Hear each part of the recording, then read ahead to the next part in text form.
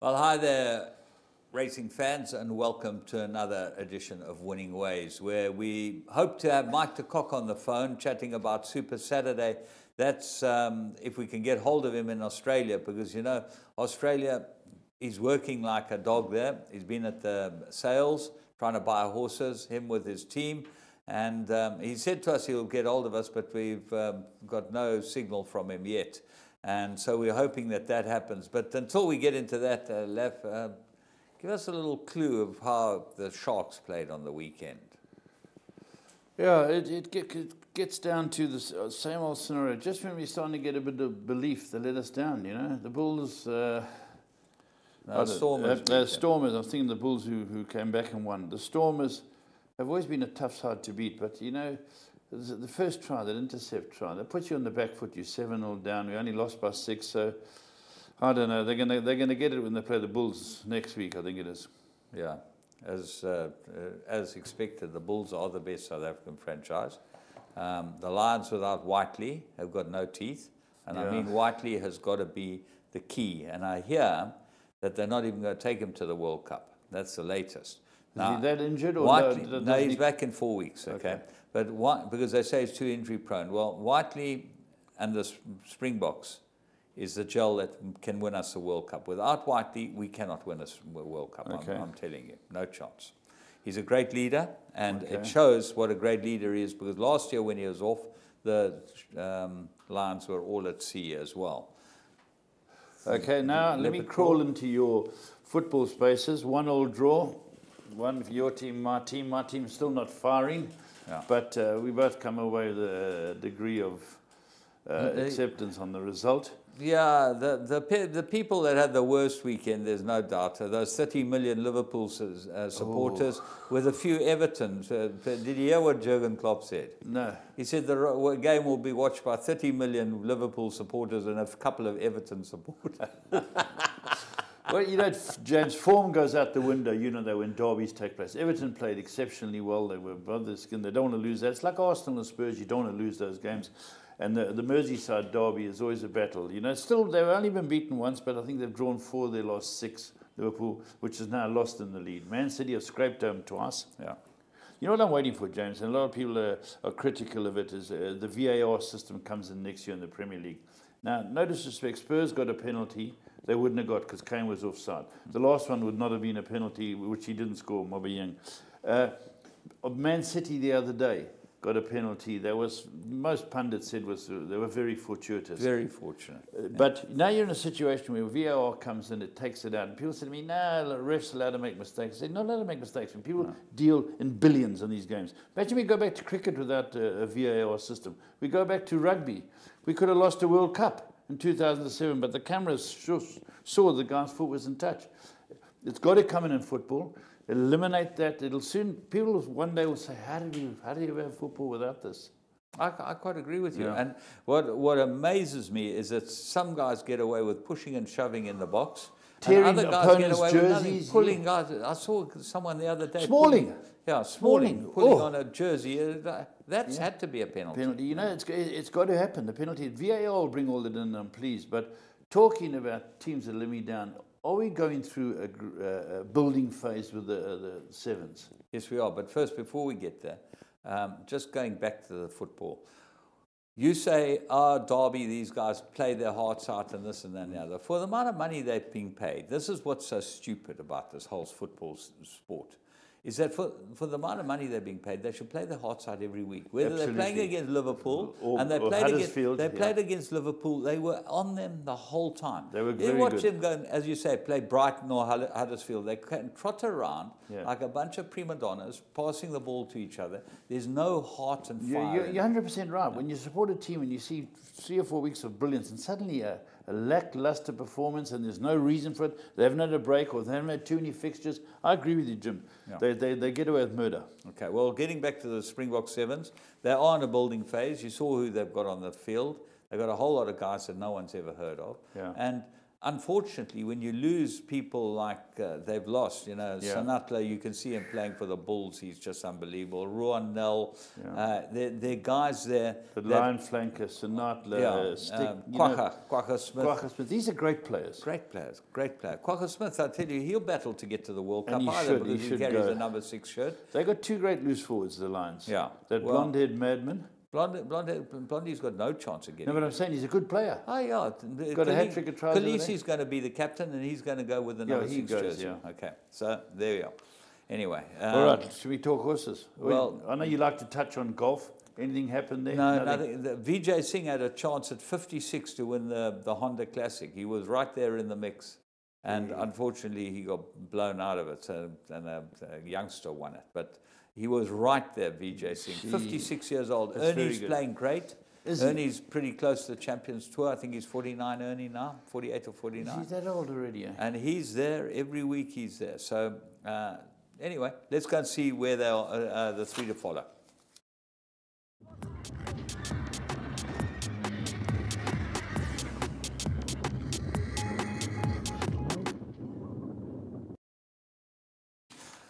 Well, we start with Wednesday's meeting at Scottsville. And when we've told you why we start with this one, because it's a fascinating story. Yes, Sir, I Can Boogie won the first at Scottsville. Gareth Van Zyl was under no illusion that this wouldn't win. He said it was, on its work, it was the right horse. He told everyone that he thought it would win. And he told his 12 guys in the syndicate, okay, that came to the races, that they should be there. A guy flew in from Johannesburg in his aeroplane, all guys 30 and under. Fantastic. It really was great. And the horse, Julia Blanche, Van Zyl, was vindicated. It won an absolute canter. We'll see the race in a moment. And I'm very pleased. We, as Dee said afterwards, we need moaners like this in the game. Yeah. What you were saying was more owners, but it sounded like to me we need moaners. We've got enough moaners in the game, but more owners we need. Well done, Dees. And well done to these guys. They partied all afternoon. Oh, they had a full go. They had tequila, they had everything. They had a real full go. All young guys. Yeah. And I was very pleased. I think Mayesh is into them. Yeah, Mayesh got to share with them. But let's go and watch the race. It's by Time Thief out of a Captain Almere, bred by our mate David Hepburn Brown at Hemelanada. And Time Thief, he's going to produce a fast horse, and his fillies seem to be good. He's got a Group 1 winner in Australia. That's a filly. Let's go and pick him up at the start. Yeah, here it is, drawn 4. We've highlighted it. Yes, Sir, I Can Run, it should be called, because it's out, and the rest are under pressure. There's some horses with form who are trying to push up. But I watched Warren Kennedy closely, and I stood near the youngsters who own it. James, this horse was always travelling. Yeah, absolutely going a canter, and nothing ever looked like it was going to give it a blow. Louis Querson's horse missed the break down the inside, so that can improve. That can be forgiven. You'll see that it got there very quickly. But Yes, Sir, I Can Boogie has got them stone cold and going through the 300, 400 meter mark now. And you see Warren Kennedy have a peep both ways, won in 57.5 seconds. The track was kicking up a little bit. I thought it was an exceptional win. Very good. Great for the guys. Yeah, and the story about these guys, let me just tell you, is what happened. They played in the KwaZulu-Natal Breeders' Golf Day last year. And what happened was that the winners were given a voucher for X amount of money, I don't know, 20 grand or 12 grand or whatever it was, to spend at the sales. They went to the sales, and Bowman was in charge of this bunch, you know, the 3A syndicate. They're all mates, okay? And they went to the sale, and apparently Glenn Kotson was going to buy them a horse. And he bought them the horse that they wanted for 140 grand. And it failed the scope. That was on the Thursday. So they said, well, what do we do now? You know, so they went to, one of them went to sell on the Friday. I think Mark went to sell on the Friday, and found Gareth Van Zyl. So it just shows you how things find you. Luck, yeah. And Gareth said, well, you know, I've got this horse. Why don't you take a share in it, this and that and the other? One thing led to the next. They got all these guys involved. And these guys are passionate. And people turn around and say, you can't find young people to come to the races. You can find them. They're telling me, I was chatting to them, and we're going to have one of them on Winning Ways in the near future, that there are lots of young people who love racing, but they just don't get encouraged to come into thing. And they did a Apparently they did. Well, I read it. It was a prospectus, 30-page prospectus on young people, the 3A box. I think Bowman was in charge of it, on how they could get people to the races, this, that, and the other. And they wanted to take the Palm Court and use it as a function room and this and that and the other. Good idea. And it actually fell to pieces. Now, that to me... must be rekindled. Well, that's got to be the backbone of where we're going and trying to get people to racing. And I would think that it's very important that that gets done. But anyway, we've got another two to follow. So let's go to Greyville Friday night and go and have a look at third race, I think it was, Liquid Irish. Yeah, smart debut, drawn on the outside of the 10 runners, and jumps well. And Stewie Randolph gets into the race quickly. He comes across from that draw. All the rage was Marcus's mount called Lubba here, which is in the black down the inside. But Stewie's had to use this horse. And this is a debut run, and she's getting up into the speed with... I'm trying to think of My Wish, I think it is up there next to her. And she gets collared late by Starlight, who has experience. So James was a very good run. Well, a super run. It's by a traffic guard out of a Mudafall mare, bred by Summer Hill, owned by some good people. And it showed it in its barrier trial that it could run. Run second in the barrier trial, and the barrier trial showed this filly can run. And there was no lack of support for her. But I think just Green has got her. She's almost in front here. Lubba here goes out the back door, but she just gets run out of it by the horse on her inside. Mark Khan had a good evening, and she just didn't really know what was going on. And Stewie got to work late on her with the stick in the left, and I think she'll improve. She's got good action, she's got plenty of pace, this filly, and expect her to go on. Yeah, okay, Jim, let's go look at the third one then. Well, there you go. And the third one that we found was Durbanville. They're back at the country course on Saturday. And we went to the first race, I think it was, Lumiere, Durbanville, 2nd of March. Let's go and have a look. That Stable Companion won this race. I thought this was an exceptional run. Let's go and pick it up in the slack colours, black and yellow. Missed the break, number 5 there, you can see it clearly. Maritzfontein colours. It gets left and it's lost. Pierre Cornet is riding it and it's completely out of the race. They're off and gone. It's 1,000 metres and it gets up to joint last. And Pierre just decides to go around them, James. Yeah, well, here he goes right round them. The Stable Companion wins the race. So she's going 3-4 wide at Durbanville, which is a tight corner. And when she turns for home, she's just about in front. And then he balances her up. Here she is. There's a front horse, and then she's in the next bunch. In the yellow sleeves, you can see her quite clearly. Getting punched out, hands and heels. The winner comes from behind her on her outside. And he gives her a couple of backhanders, but she's just obviously having a clear education and will come on a lot from this. Gets a backhand there, gets a backhand. The one on the outside with Tarantal, flies past it, Stable Companion, and then he puts his hands down and just hands and heels to the finish. Very good debut, very good debut. When you consider the start and blowing the turn, it was a very good run. And the stablemate capacity crowd, nice for Mr. Tarantal, young Mr. Tarantal. And Eric Sands. Eric Sands, So well done to him. Lumiere, how was Lumiere? She was bred. She was by VAR out of Silvano mare. Oh, I know that mare. Animated, owned by Maritzfontein. She might be all right, this filly. And expect her to go on. Right, we're going to go and have a look at where are they now. We've got a very interesting guest for you, who I had a very long and happy association with, William Polly. Let's go and see where are they now.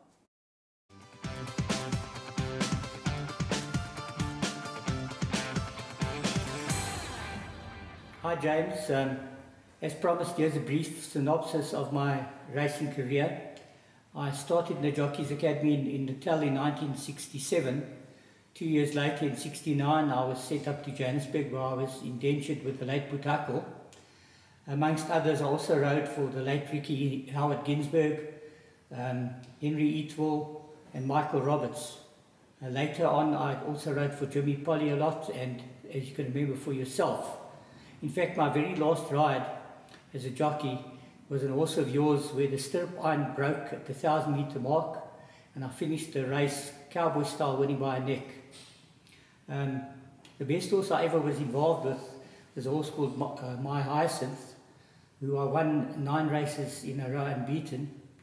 He was then favourite for the second favourite empty post for the Durban July in 1974, but unfortunately had to be scratched due to falling ill.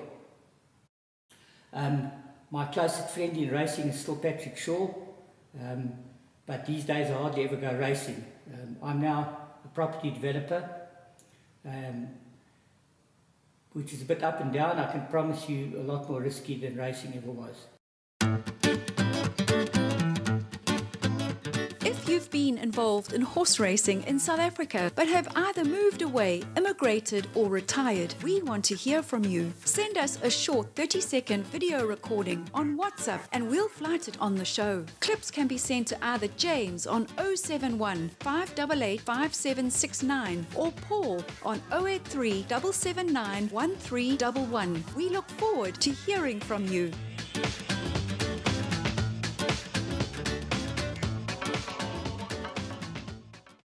One of our great friends, William Polly, I mean, he's one of the nicest guys around. He's always been and a nice guy. He'll do anything for you. Yeah. And he was a lovely rider, great rider. Yes.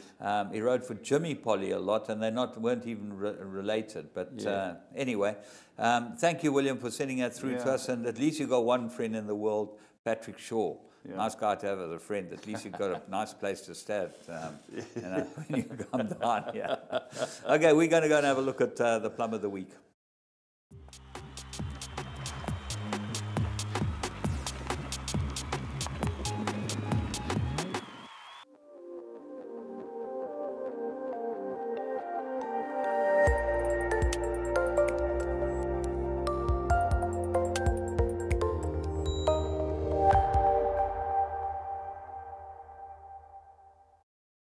In for a run, coming to the 400 Farland, Wayward, Graduates travelling nicely on the outside, and Roy's Magic down the inside as Rocky Knight as they come to the 200, and Rocky Knight comes into the lead now. A big runner is Roy's Magic. Wayward's trying to fight on, the 3 of them across the track. Rocky Knight's going on though, and it's Rocky Knight to win it by about 2. The second position will go to maybe Techno Captain from Roy's Magic and Wayward.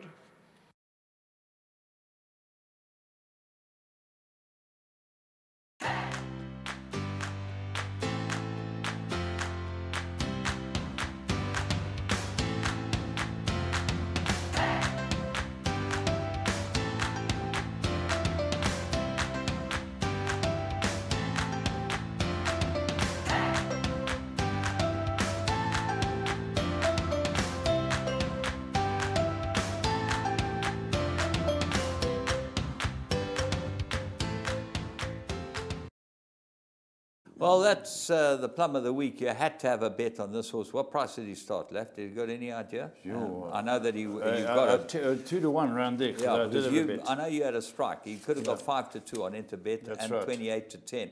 But he's bred by Golden Touch, thoroughbreds, and trained by Paul Peter. Paul's having a lovely run here, and a nicer man you'll never meet. Out of an in the wings mare, so it just shows you important mare.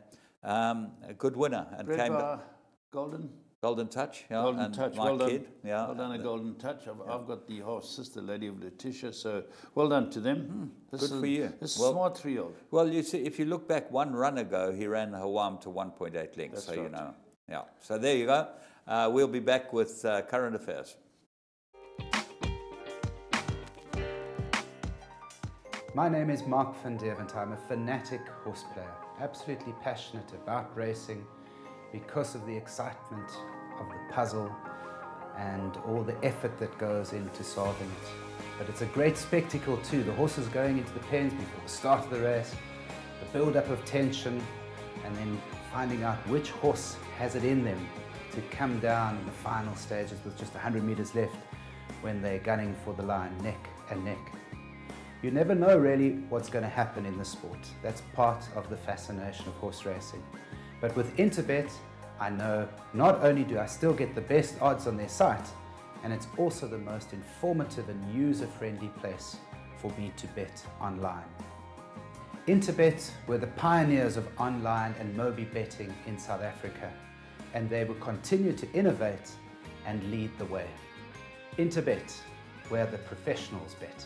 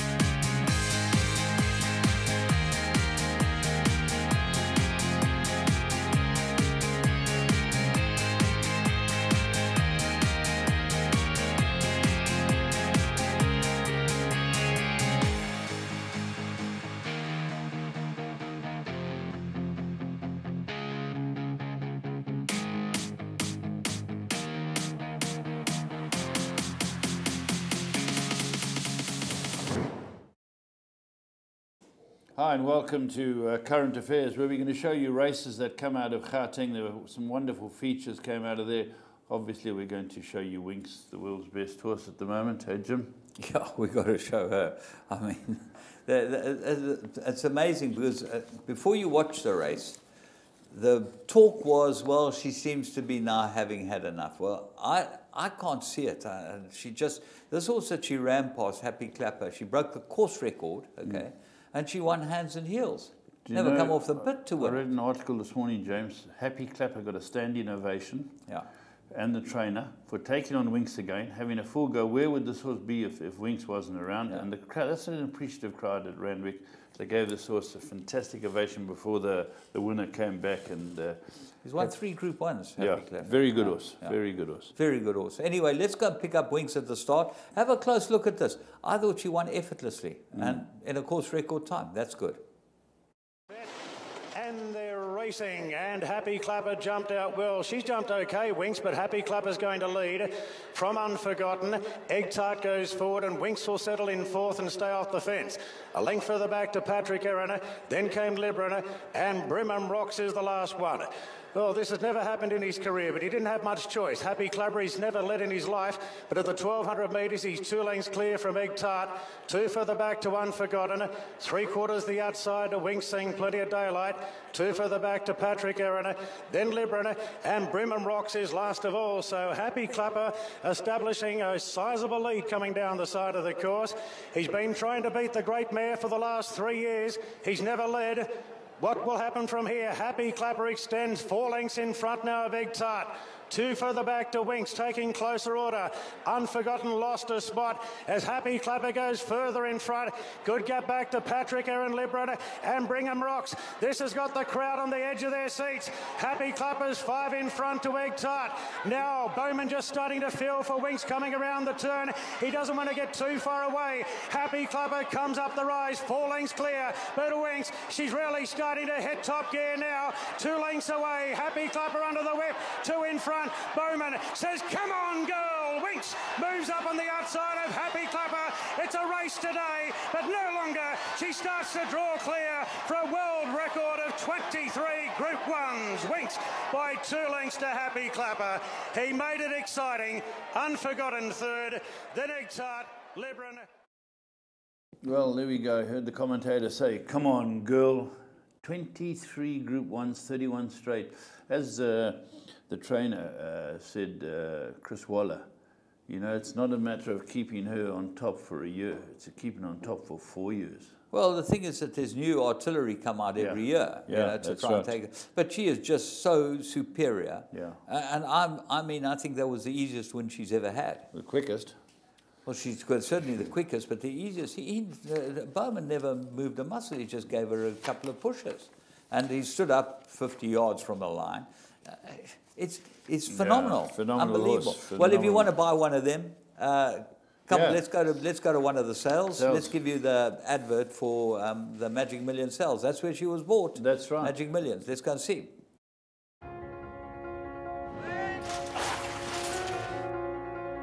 Leonardo's flying. Leonardo to Hitchy takes the lead. Great effort. Mystic Journey going well. Mystic Journey by over 2. And Mystic Journey does it easily. Fedora in front. Unlucky last year. She's the hero tonight, Fedora. Boom Sarah, Bondi out back. Barbie, they hit the line. Boom Sarah.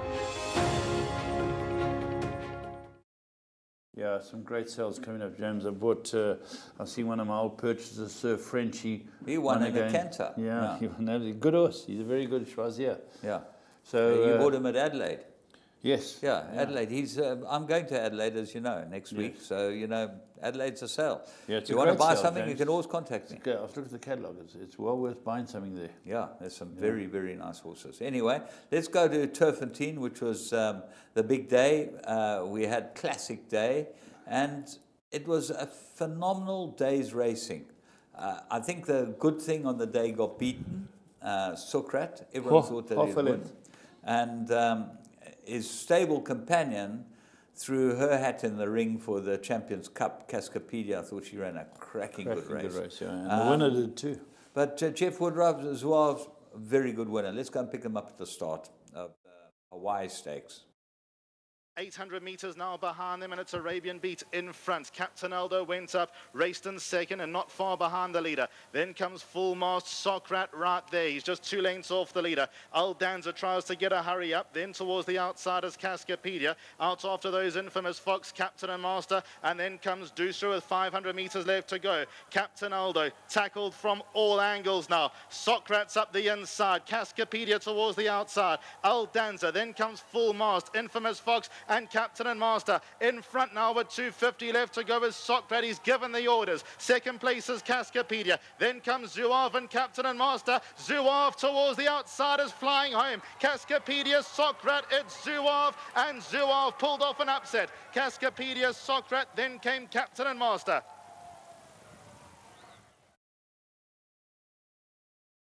Well, there we go, James.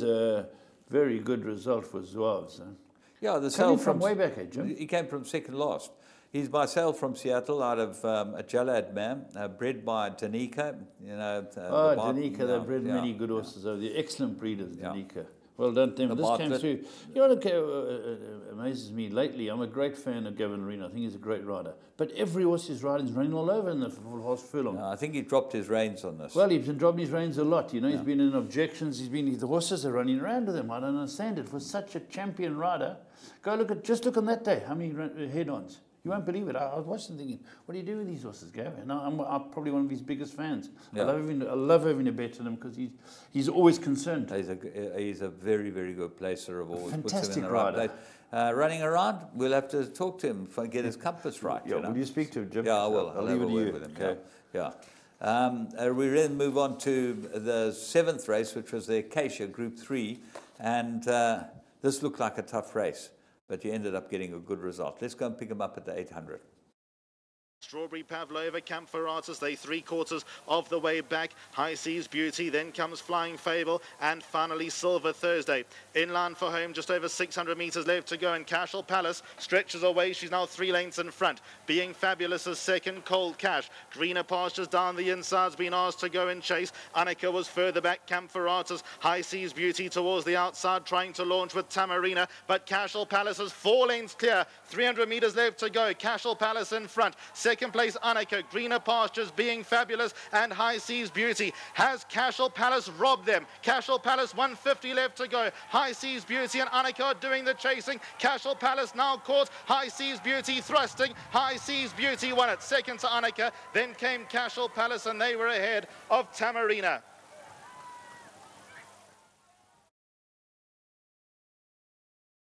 Well, there we go. Another great race, Jim. And another horse coming from off them, another horse running around, but won well. Richard Free, the top rider too. And this horse has improved a lot in the sense that it's got its act together now stakes winner. Well, it's by High Chaparral. You know, they only come to their best when they're sort of 5 years old, and she's 5 years old now. She was with Mike de Kock this way, and I think that Peter Bly bought her out of a dispersal sale. Okay. And she's won 3 races for Diane Stenger, and you got to take your hat off to Diane Stenger. This filly's worth a lot of money today because she's by a High Chaparral out of a Belong to Me mare. And Peter Bly will love to have her at his stud, you know, the Clifton stud. And she's quite good, the High Seas Beauty. Yeah, she's been a model of consistency. That's right. And she won a very good race. The Fort Wood Cashel Palace set sail for home and looked like it might have them all under pressure. Yeah, well, she was the best horse in the race. Randall Simons rode her. But High Seas Beauty ended up, there was support for her. She ended up 9-1. And I thought Richard Ferree was outstanding on her. He knows that at times. Right, then we're going to the big 2 classic races, the Group 1s. And the first one is called the SA Fillies Classic. Now, this used to be, I was interested to read in Turf Talk, this used to be the Oaks Trial at Newmarket. It was a Group 2 at Newmarket. It was the Oaks Trial. And Greg Home won it for me, the late Greg Home, on a filly called Strawberry Girl. Remember it very well when it was at Newmarket, and I only picked it up when Charles wrote it in his newsletter, Turf Talk. Well worth subscribing to Turf Talk. I read it every day. Great read, and congratulations to him. And let's go and pick up the classic at the start, the Fillies Classic. Gates fly, and they racing away, and I Like It walked out the stalls and lost 3 lengths. Dagmar on the wide outside is alert and racing up handy, but Return Flight snuffs her out. Then Chitango, she's right there today. Nefarious, well placed at the rail. Sky Lane followed by Running Brave. There are quite a few snatching back. The pace probably not too good. Then comes Storm Destiny. That's now been joined by the slow starting I Like It. She now raced up into midfield. Perfect Tigress in the pink colours, racing 3/4 of the way back. Then comes Blossom, Second Request, and Ronnie's Candy switched off at the back of the field past the 1200, and Return Flight is out in front. She's got the lead by 1 length. Second place is Chitango with a black with a scarlet cap, 1 off the rail. Nefarious well placed, 2 lengths behind the leader. Then comes Dagmar for company. Sky Lane just 3 lengths off them. Then comes Running Brave. She's racing about 4 to 5 lengths from the leader. Storm Destiny was further back. I Like It. Then comes Perfect Tigress. After them, 2 Blossom. Then comes Second Request, and Ronnie's Candy will whip them in the Wilgebos Drift South African Fillies Classic. Return Flight brought them into the home straight as the leader. Second place is Chitango. Then comes Nafa Yes in the blue and white colours right there in third. Dagmar angles to the outside. Then comes Sky Lane. Running Brave was further back. Blossom, Storm Destiny, they together. Perfect Tigress towards the extreme outside. They now reach the final 500 and Return Flight in front. Second place Nafa Yes, she's been asked for her effort. Then comes Chitango. Storm Destiny towards the outside. Then comes Dagmar. Perfect Tigress towards the extreme outside in there as well. Return Flight starts to wander off a true line. Nefarious, Running Brave, Storm Destiny, but it's still Return Flight. Nefarious needs to wrestle back. Return Flight from start to finish. Return Flight won it. Nefarious just second over Blossom, and then came Storm Destiny. It's Return Flight. Well, Return Flight, another great win. I think, Jim, it's the second Group 1 this Pomodoro Fillies won. And I actually spoke to Arthur on Sunday here, and he said it was a very good win, very gutsy. And I spoke to Warren Kennedy about Nefarious. He said she did not see it out. Yeah. But, Jim, the third horse ran a cracker too. The third horse is the filly you pencil in for the Oaks at the end of the month. Wow, Blossom. I would think that she'll win the Oaks Blossom. Yeah. It was a cracking good run. Richard Ferree rode her. If he picks the ride again, he'll be with her. She ran on best of all. But Return Flight, Mike Sharkey bred it, of Highlands fame. And Chris Vernieker, Sean Terry, the combination. Yeah, it's a special preview man. Okay. Who apparently is no more. But anyway, that was an extremely good win. Very good by win. Return Flight. And I thought Marcus at his who bred it? best. Sorry, Jim? Mike Sharkey. Oh, yes. We gave Mike the mention. Thank you. Okay, let's move on to the Classic, which was the big one. The story was, well, will Hawam win, or will one of his stable companions upset him? Because Bahrain, Anton Marcus rode it. There was no shortage of support for him. And it was a very, very good race. And National Park, I thought, ran a cracker. Let's go pick them up at the start. Flag is up. Gates crash open. And they racing away. Barahin, first one to break. Al Yassat at the outside. Zilzal, roll of drums, approach control committing from the deepest draw as well. Then comes Atjab, Hawam switched off. National Park behind Hawam this time around. And then comes Owl in the Tree, who races at the back of the field, and the pace is on. Approach control went up, went around Al Yassat, and approach control in front at the corner of the track. Al Yassat is second. Then 2 lengths away to Roll of Drums, and Zilzal keep him company. Then a further 4 lengths away to Barahin. Anton Marcus has this in 5th place. In the yellow cap, racing just ahead of Atjab. Then comes Hawam. National Park, different tactics. He's racing about 9 lengths off the leader. And Owl in the Tree at the back of the field with about 900 meters left to go. Approach control using his big action. He's a length and a half in front. Second place is Al Yassat. Then 2 away to Roll of Drums. Further back to Zilzal, the yellow and blue colors. In 4th place and now just 3 lengths off the leader. Barahin was next. Hawam's got the inside rail. Atjab, the green cap. Then comes National Park towards the outside, and Owl in the Tree needs to switch it on. 600 meters left to go, and it's approach control in the lead. Al Yassat races away in second. Then comes Zilzal. Hawam on the inside is going past a few, as is National Park towards the outside. Further back to Barahin, but it's approach control with 2 lengths at the 300. National Park and Hawam either side of him. Then comes Barahin. They followed by Zilzal. National National Park and Hawam. Renew rivalry, but it's Hawam in front. The heavy artillery's arrived here. Hawam's 2-3 lengths in front. Barrahin National Park, but it's pure brilliance. Hawam has won the South African Classic. Second goes to Barrahin. Then came National Park. Zilzal approach control. Atjarb, Owl in the Tree. Well, a brilliant win by Hawam. Silvano is very talented and put it all together, ran away from him there. I thought the second and third horses are up in that top league. They're very good runs as well, but well beaten on the day. But the third horse has done a lot of travelling as well. Yeah, I think the third horse ran an unbelievable race. He cantered up to them, yes. Got right there, and then just, you know, obviously all up and down. Yeah, and maybe just touch too far for him. Possibly. As well. But maybe he's a miler, but he's a very, very good horse. And you've got to take your hat off to Yvette Bremner for campaigning him and bringing him, because it adds to all the excitement. Of course. But let's not detract from Hawam. You'd like to own the mother halfway to heaven. I think she's a Jetmaster mare.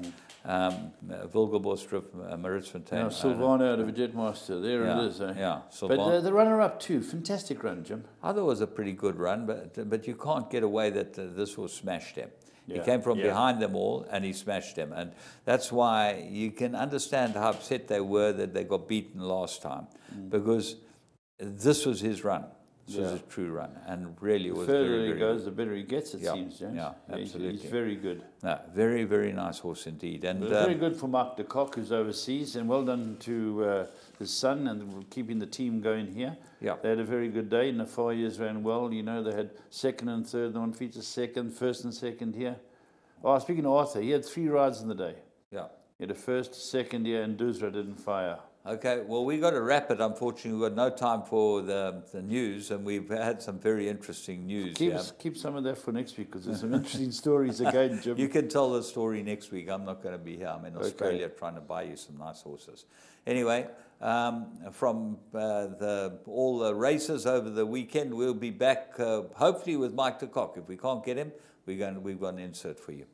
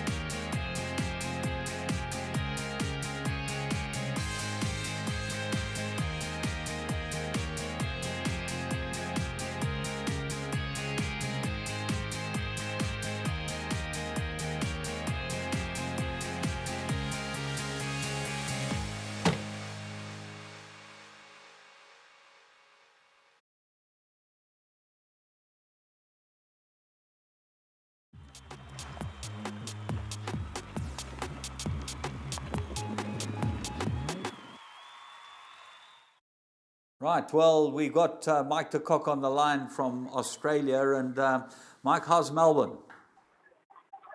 Good, James, as Melbourne is, yeah. Enjoying ourselves, yeah. Did you end up buying any horses? We've picked up 2 so far. Oh, good. What'd they buy?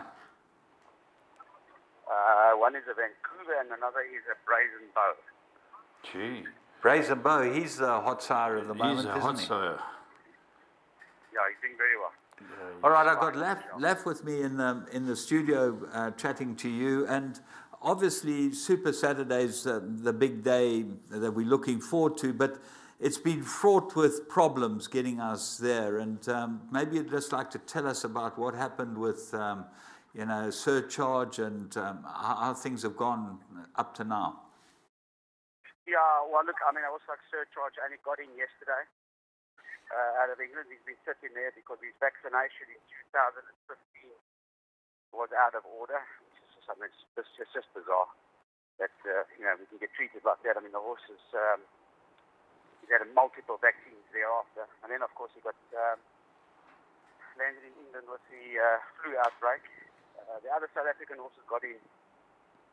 They got into the stable for the end of January, so it's very tough to get them to peak fitness. I think I probably won't even run 2 of them. I'm going to run Majestic Mamba on the weekend. The Masamundu ran this past week, but we're on the 8 ball all the time with them. So anyway, they're the fresh ones. The rest ones we've had, they are sort of, horses that have had problems, and they're getting carnival awards. They're getting attendance awards for being there. Just run us through the process of getting these horses there. You start this in June, don't you? Well, no, not really. Like we had to wait this year. I think we started in August or September. But you've got to wait until the quarantine opens up in Mauritius because there's obviously other horses in there before you can get in there. So, and you've got to have enough to fly. You must remember, you can't just put them on a pallet to go. You've actually got to charter. So if there isn't 18 or 20 horses, then it doesn't happen. So you've got to wait until there are enough horses. So you're always under pressure to fill a flight, and it's got to be filled by endurance horses. And look, basically, I think they've had enough of travelling with endurance horses too. So there's less and less of that business as well going out because it's just becoming such a mission. Mark, have you still got 90 days in Mauritius? You've got to do 90 days in Mauritius, 21 in Cape Town, 30 in England. Sure. I mean, it's almost ridiculous that they don't take the horses directly out of Mauritius. Yeah, so I mean, there's just no reason for them not to be doing it. How come they can go into the EU, but they can't go to Dubai? Yeah, no, it's been a perennial problem. Yeah. But Mark, just to work it out, hopefully we'll get over it. it's not only protracted, it's also expensive, it's time consuming, and it's getting worse, Mark. I think it's affecting the business of racing. Yes. It's starting to affect us movement-wise within South Africa. We're racing less and less horses in Cape Town because of this whole movement protocol that we put in place for the EU, who are not inspecting us. They're actually holding back our whole industry by not inspecting us. They're costing us jobs. They're costing us, the movement of horses, selling horses. People are buying horses with the pretense of it being of everything being sorted, and trade being free and fair. It's just not happening. But it's not as if it's from our side. I can say categorically from our side, we've done the job. Our science is good. All we need is the EU to come and inspect us. And I mean, actually, for me, it's a liberty the way they're treating us. Well, Mike, what's interesting is that we had Adrian Todd on the show. I don't know if you saw the interview, and he said that he was just waiting for the EU inspection, or what they call it. They come across here and check that everything. And apparently nothing's been done about that. That was meant to be imminent in January, and we're now going into March, April. Without that, we can't go anywhere. As far as I know, we've made a mission. We've made official representation to them in writing from DAF, from the South African government, to have the inspection, and we've heard nothing. It's just quite ridiculous that it can be like that we can be treated like that. I mean, we've virtually been under suspension for 8 years in South Africa. This is our 8th year, as far as I know, that we haven't been able to trade freely. And I mean, I'm really of the opinion that if we don't, James, we don't encourage international participation in terms of purchases and buying horses in training and whatever, that our industry could collapse. I think, a lot of the breeders are going to buckle. If you think of it today, how many breeders out there are actually commercial breeders? When I say commercial, that their only core business is breeding. They don't have another business that keeps them going. There's very few. And we're going to lose breeders if we don't start exporting ASAP. I think, it's a jobs thing. We can turn this game around quickly if we start exporting. Mike, but what makes it even sadder is that you ended up winning the Classic with a pure South African bred horse. He's by a top horse out of a very good mare. And Hawam, is obviously a great advert for South African racing. You must have been thrilled with his win, and you've got plans for him. Talk us through them. Oh, he's a lovely horse, James, and he's a horse I think deserves to take his place in some of the best races abroad. He deserves to fly our flag. It's been a while since I've had one that I can say categorically this is a proper Group 1 horse internationally. But I mean, the facts are, as things stand right now, I don't want to go through that whole Mauritius thing again. I'm just part of it, you know. It's just too many things go wrong. Yes, things go right as well, but you know, there's a lot that goes wrong. There's a lot of wastage. You get to Dubai late, you can't run them, so you've got to wait another year. You lose a very crucial time of their careers in terms of racing that you can't race. The downtime's too much is basically what I'm trying to get to. And you know, it's just, you know, eventually you just start saying, you know, enough's enough. Yeah, Mark. I mean, if we can't go directly to the EU out of South Africa anymore, I'm going to pull the plug on. Yeah. You know, doing this whole long-winded route. Yeah, I agree with you, Mark. I've been down this road with you on a small scale, and it's just not. It doesn't make economical sense. And as you say, if a person like you, Mark, if a person like you can get really downhearted, it doesn't augur well for the game. And after speaking to Toddy, I thought there was some light, but it all hinges on what the EU want. Look, I think, you know, Adrian's got it to a level now. I mean, we've done everything right. To Adrian and Dr. Brewer and Beth Park and everybody that's been involved. The science and everything in South Africa is right. The reporting protocols, the movement protocols, we've got it all. We just need the EU to come and rubber stamp it. That's all we want. It requires what? A person, two persons, getting on a plane, come here, ratifying the whole process and going back to Europe and giving it the thumbs up. Or the thumbs down for whatever that may be. You know what I mean? Yeah, but yeah. Come and have a look and come and see and come and inspect. You're actually holding back a whole industry right now. That's what the EU are doing to us. Yeah. An industry that's ailing. We're going to be losing. One of these days we won't have enough horses to race if breeders keep reducing the amount of mares that they make every year. Yeah, we've got agreements with European countries that we are taking bets, they're taking our betting. One day there's going to be no horses to race. That's what they don't realise. No, I agree with you, Mark. That sounds drastic.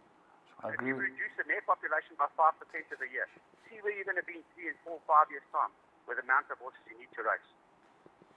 Yeah, no, absolutely, I agree with you. And you know, we've got a commitment with the international people to supply them with X amount of races, and a lot of money comes from that, Mark. If we don't do that, we cannot afford to lose that avenue. We can't live without it. Yeah, we can't live without it. But Mark, let's be positive for a moment. Let's talk Saturday. How are you going to do on Super Saturday, Mark? Well, I've got Majestic Mamba, who's doing extremely well, but behind the 8-4. We've gone very well with him. But frankly, you know, just in terms of fitness and peak, we need a race to see where we are. Marina Resco runs as well. She's had 2 good runs. But it's you know, as I said to Marsh and everybody that's involved in Britain, it's a very tough division that is in. Turf races, 9 furlongs or mile and a half, whatever we're going to go for. Yeah. There's no gimmies there.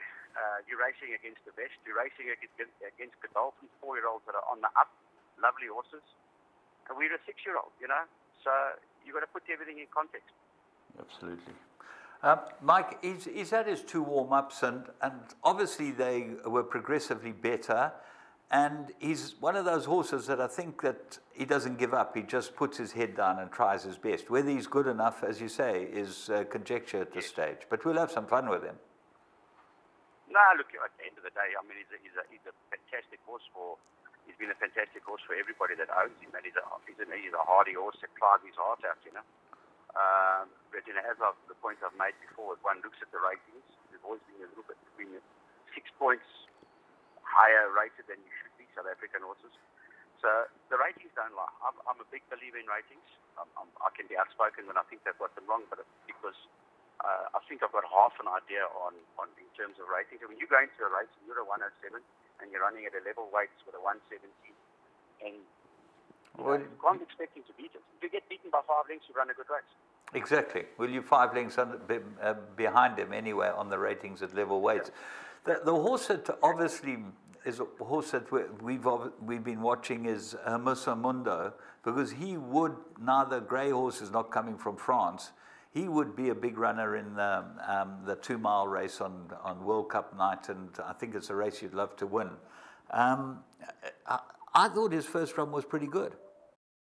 Wasn't bad, James. He only got getting going late. You know, the thing is with him, he's a 104 or 105, I'm not quite sure, but he will be taking on 114s and 120s at level weights, and I've still got to get him there. So, you know, we ran in the handicap, and we're going to run in Abu Dhabi the week after this Super Saturday to try and get him fit enough to participate and be you know, competitive on Super Saturday. I mean, on the big night. So he's still got to get there. Well, let's hope it all goes according to plan with him. Is there anything else that you've got in the wings that could be running in the next couple of weeks that you're excited about? Nothing, James. That's about it. It's just those two, and then obviously a Manabusa at Abu Dhabi in 2 weeks' time. Jesus, that's hard going there back to Dubai and you know, having 3 horses to prepare for 2 big races, and you're already 3 weeks or 4 weeks behind where you'd like to be. We take our hat off to you. We'll be lucky to get in on World Cup night right now. Yeah. We'll be lucky. Well, Mike, listen, you're a much-travelled man. Congratulations on Hawam on Saturday, and it's always wonderful to be able to chat to you and have a good time. There's one thing about you, it doesn't matter where you go, you're going to have a good time. You've got a couple of good mates around you, and I'm sure you're looking after Jahan and JJ. For sure, they'll be babysitting me. I look forward to seeing you.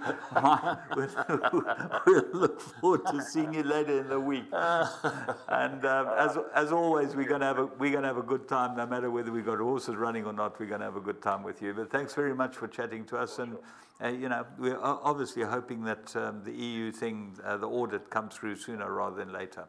But all the best on your travels. All of us. Thank you. All the best on your travels. All the best, Mark. Thank you for chatting. Cheers. Wonderful to speak to him, you know, and you can hear in his voice that obviously things are paining him, and he's right. We've been down this road year in and year out, and people are starting to say, oh, we've heard this story before. Toddy's doing an excellent job, and it all hinges on those guys coming here. Eh? Yeah, it's what you'd call almost subterfuge, that we cannot get ourselves through an EU audit. And this has been going on for months.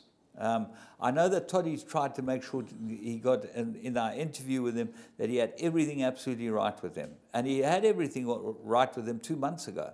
He's notified them they wanted the audit to be done. He's got everything done. Get the audit done.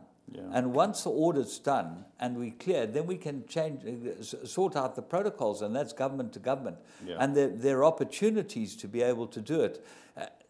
You've got to feel for Mike. I've been around him from the beginning of this little Dubai venture, and to end up having 3 horses that he's got chances of running during the carnival, or 4 horses, that's all he's got. Yeah. Because they were set back so far, is impossible. It's an incredible trip, because we do with Harry's son, and I think we had if those owners had to pay and pay and pay. Luckily, he went out and did well, and we managed to get our money back. But you could go through this and have a situation where you don't get the races, you don't get a return, and it takes the best time of their racing career out, and it's just tragic. Well, it takes, when you work it out, it takes 6 months of a horse's racing career, which might be 3 years. Normal horse, 2.5 to 3 years is his racing career. Yeah. Look, there's some horses that go on forever. And of course, but the majority of horses, you're taking away 1/6 of their career, at least. And traveling them. In trying to get a horse there to advertise our wares on the world stage. And you can see Mike saying with Hawam, well, I actually don't want to go this route, you know.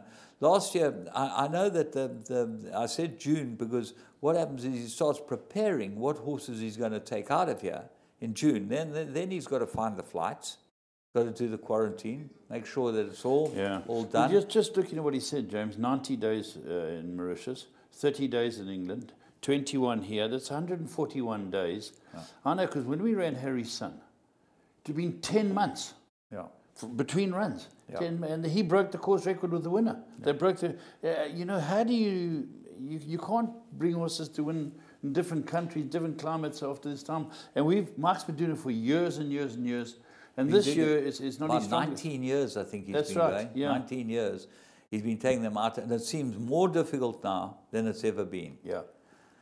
And people are apathetic, as he says. You know, how many breeders are not funding their operations, having other businesses? But, James, if they open those doors, everything turns. It's like a switch being turned on. You know, it's funny. I read something, and we've got a minute or two to go. I read something that someone said, "Oh, it's nonsense. It's not going to actually help us. We'll end up like New Zealand. Let's end up like New Zealand. At least everyone will be making some money here, and we'll be exporting horses to China and to the Asians and Asian continent and wherever, because we've got the horses to export. But it will at least allow people to buy more stock, more product, and spend more money here. Better returns for our breeders too. Absolutely. Yeah. Anyway, that's the long and the short of it. A big thank you once again to Mike for joining us from Melbourne. As you know, that he's a long way away. He's been working damn hard at these sales, and he gives us a story. But he's bought a Vancouver, who was a star. He bought a Brazen Bow, the son of I'm Invincible. Sell topper this year, Brazen Bow. Yeah, and they're coming here. You know, this is the bloodstock that we're improving on by being able to go to the Australian sales and bring horses here. You look at these horses, the one High Chaparral out of a Belong to Me mare. We can't get that. You know, we just cannot get that type of horse in this country. It's going to be here to be bred with. This is why it's so important we have guys like him out there in the field. Yeah. Thanks, Mike. We look forward to seeing you later in the week, and we're going to have fun no matter what happens. The one thing about South Africans, we sportsmen, we go and enjoy ourselves. Until next week, have a good one.